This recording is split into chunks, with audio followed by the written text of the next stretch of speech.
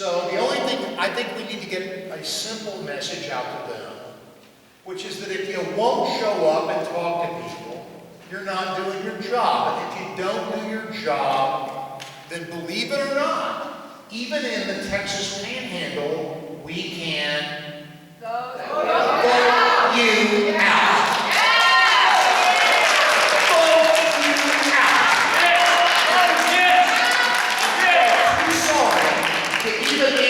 Question about what you stand for, what you believe, or too scared to do it, you don't have the right to serve the people of the Texas Panhandle.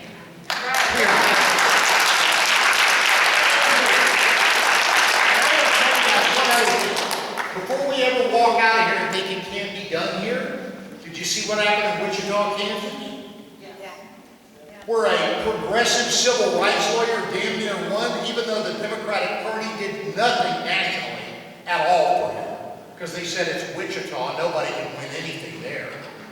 Next, it's going to be that district in Atlanta, with a special election.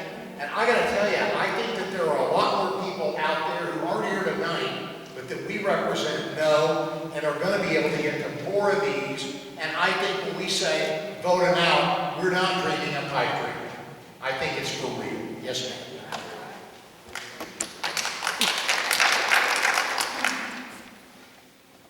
I want to piggyback on some of the things that this wonderful veteran said and what you said, Jeff, and a few other people have alluded to.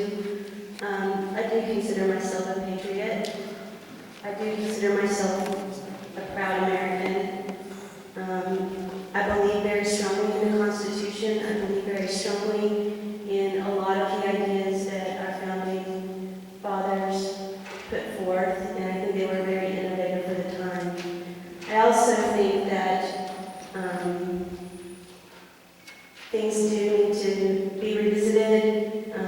A lot of the ways that we founded this country were done with colonial ideas involving slavery and genocide, and I think that we need to consider that moving forward and make some reparations in those areas. My biggest concern, which actually I don't know how to say my biggest concern because it changes almost momentarily, but one of my greatest concerns, which actually didn't show up on this list, is my First Amendment rights. I see them challenged almost on a daily basis with this new administration. I'm especially concerned because I am politically active and I do exercise my right to protest ideas that I don't believe in and policies that I don't agree with. And it's something that I've done my entire life. And I'm very concerned with the trend to criminalize public protest. And I want to know what your positions are if I choose to go down and voice my opinion against building a wall on our border, if I choose to protest the building of prisons, if I choose to protect the rights of refugees who live in my city. If I make these choices, I want to know what your position is on laws that are being proposed to seize my property, to criminalize my actions so that they would be considered federal offenses, which would then take away my voting rights. I want to know what your positions are there. Thank you.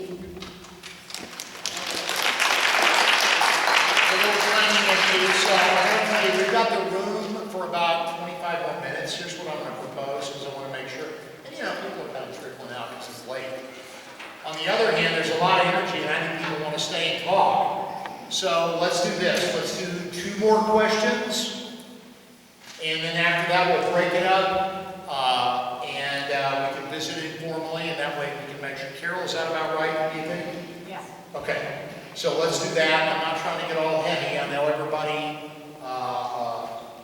has a lot to say, and they have a right to say it to our dear friends here, but we're going to make sure this gets back to them. Yeah. I'm not feeling that great, so my voice goes out. I apologize. I'll give it a shot. eventual question is for all three. But initially, I was wondering if y'all had read this 11th Circuit opinion, the Sylvester case about qualified immunity. Judging on your silence, I'm guessing no. So I'll summarize the facts and the holding. But basically, there was a young man named Andrew Scott who was sitting in his home in Florida playing video games with his girlfriend. It was about 12 o'clock at night. It was dark. He heard some rustling in the bushes, and then he heard someone pounding at his door. And he did what I think any red-blooded Texan would do. He got his gun, went to the door to see what the problem was to protect his family. He had committed no crime. He'd been at home all day, did nothing wrong. There was no evidence of any crime done. But when he opened the door, he held the gun down at the ground, did not threaten what turned out to be police officers outside the door at all. And then he took 2 steps back into his home, and he was shot dead. And the 11th Circuit, which is the law in this country now, said that that's okay, because there was no clear violation of the law. I don't know what the hell that means, but that's the law now. Cops can shoot you if you're innocent in your own home for exercising your rights. So my question is, what are your plans to focus on real threats to people's life, liberty, happiness, and Second Amendment rights? Real threats like that, real judicial activism, which says that if you exercise your Second Amendment, your Fourth Amendment rights go out the door, rather than fake problems or threats like voter fraud, states' rights, or healthcare choice. What are you going to do about this?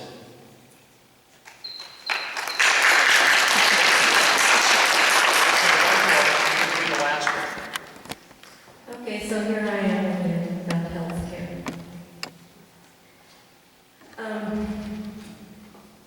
52 years ago, I gave birth to my first child as a teenager. And the child got into difficulty during labor because the cord was pinched shut and he wasn't getting oxygen. And the doctors decided to kind of try to shift him around, see if he could have a better chance for a little bit. Unbeknownst to me, my doctor was on vacation. So somebody else stepped in to try to remedy the situation. And eventually he had to be delivered C-section. By the time they got him, he was turned black from no oxygen. So he received severe brain damage. My issue is that 1 second before he struggled to get his first breath, he was covered, in your opinion, for right to life. But the next second, he wasn't. The doctors turned to my teenage husband and said, "We're not going to do any heroics." Of course, he didn't understand what that meant. He was so traumatized. But my son lived the next 21 years as a severely involved, brain damaged person that was taken care of at home with no insurance, no help, no services whatsoever, because they didn't exist at that time.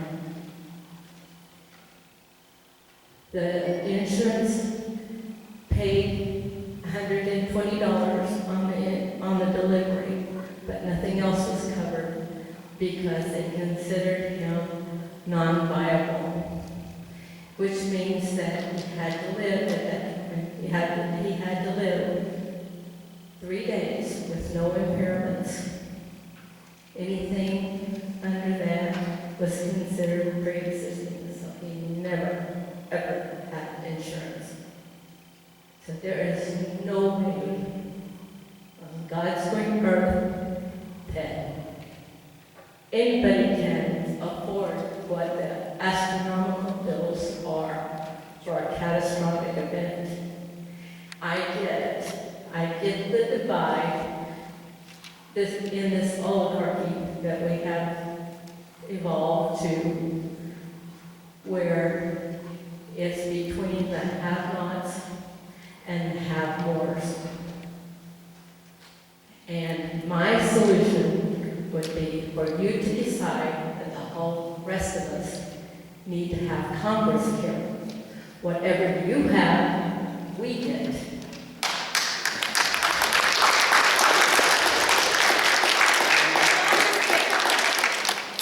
All right, listen, I gotta call time for this, okay, sorry.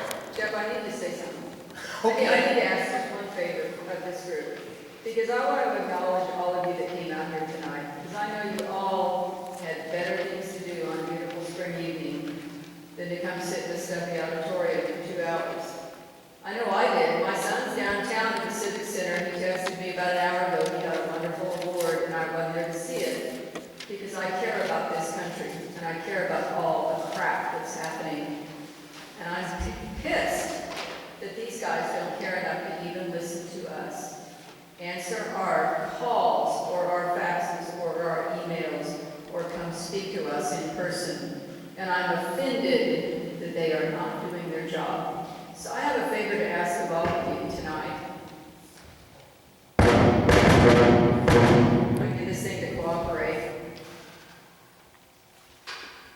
I'm going to stand with my back to these guys, because I disrespect how they are treating us, their constituents. And I don't appreciate how they are ignoring the majority of the people that they work for, and they are not doing their jobs. So I want to say, look all of you in the eye and say thank you for being here. I appreciate you taking the time to be here. And thank you for helping us send a message to these guys that they need to listen to us, they need to care, they need to do their job.